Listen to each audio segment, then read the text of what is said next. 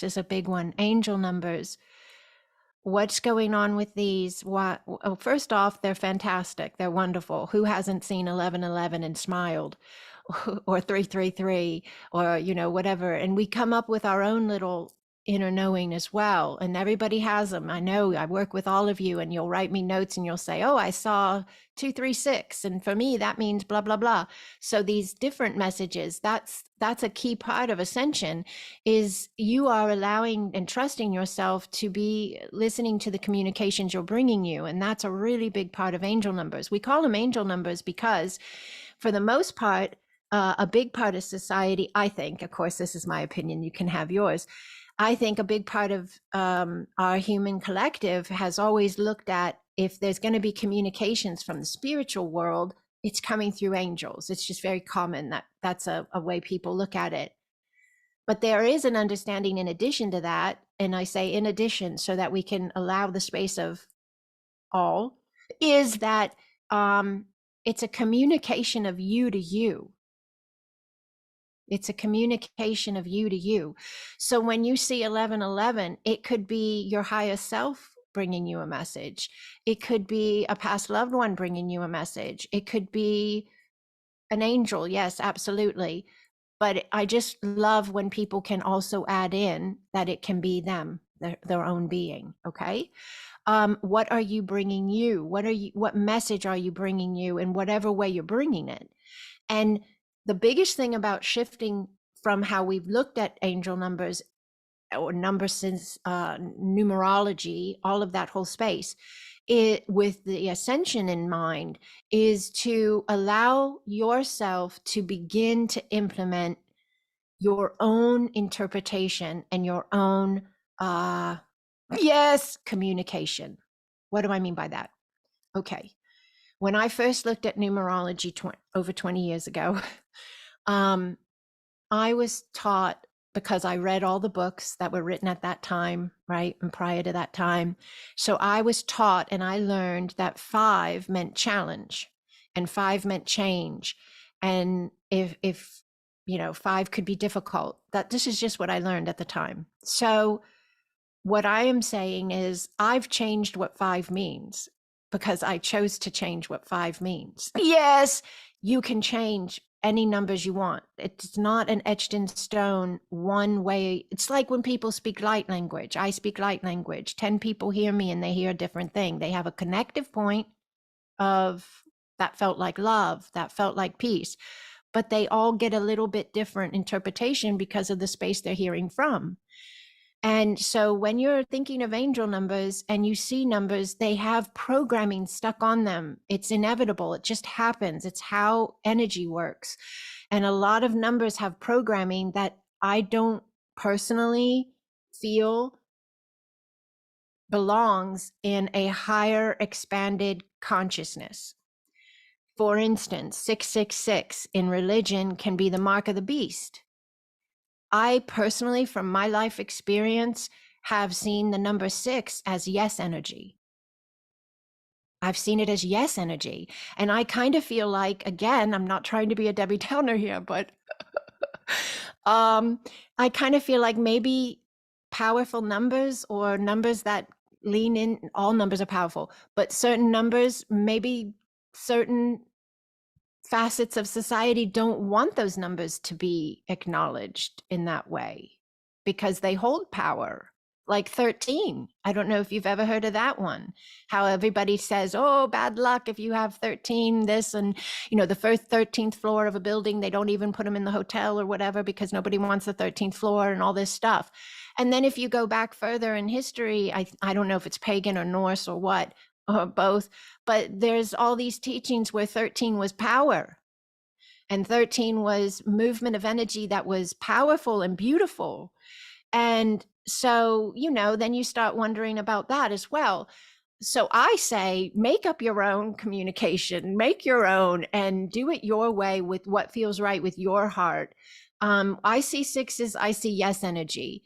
I see 5s, I see change in a positive way. like a movement that we've been waiting on, that is ushering us into an even better space of ourselves. And we're fully equipped, masterfully designed to experience that change. That's how I see 5. I see 4s, I see stable as a table, like tables have 4 legs. So I see stable as a table. If I see 4s, I'm like, oh, this is a really, understanding of communication coming in, that this space is stable, or moving into stability, or getting more stable. I'm always coming from a vantage point of hope, a vantage point of peace, a vantage point of love. I can't look at any of them and see from a vantage point of fear. But that, again, is my choice of where I'm coming in at. I don't function there. You do not ascend by holding fear. You don't. It's impossible. Yes. So, yaroko anea.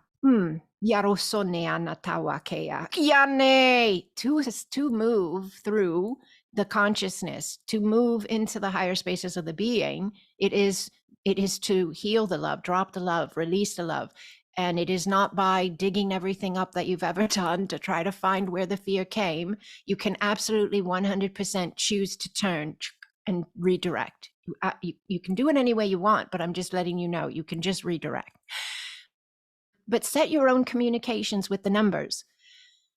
You can definitely take on someone else's. I've looked up communications with everything we're talking about today, basically. I've looked them up here and there before. What does this crystal mean? What is this oil good for? What does this number mean?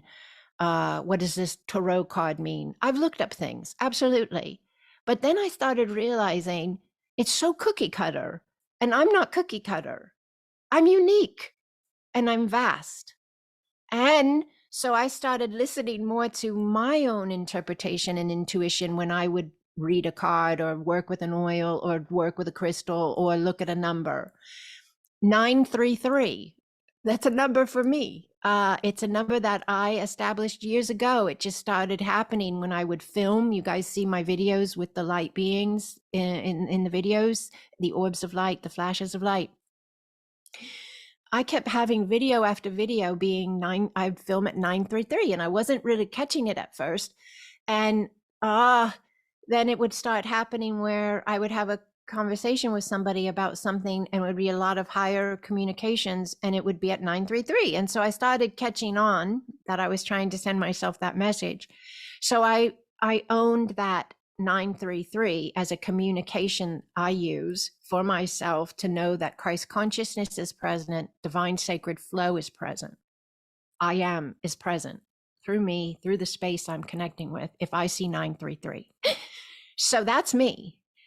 I'm sure you probably have some numbers that you've made that connection point for, whatever your go-to is, but that's part of what we're being asked to do.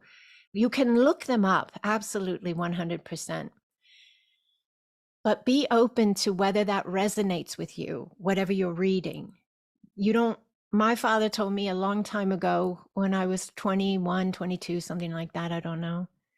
He said, never take any man's word for it, or woman. Always go within and listen. Yes, with your heart, and decide for yourself.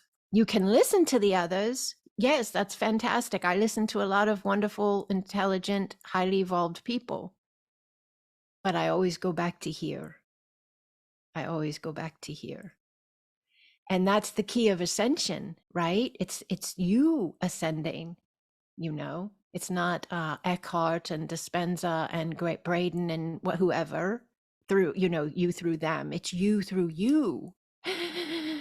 So as far as those numbers go, they're fantastic. I love them. And they will uptick the more you allow them your focus, because that's what focus does. It expands the energy it's placed on. So placing your energy on any of these spaces or any others is just going to make that space be more in your life, in your experiences.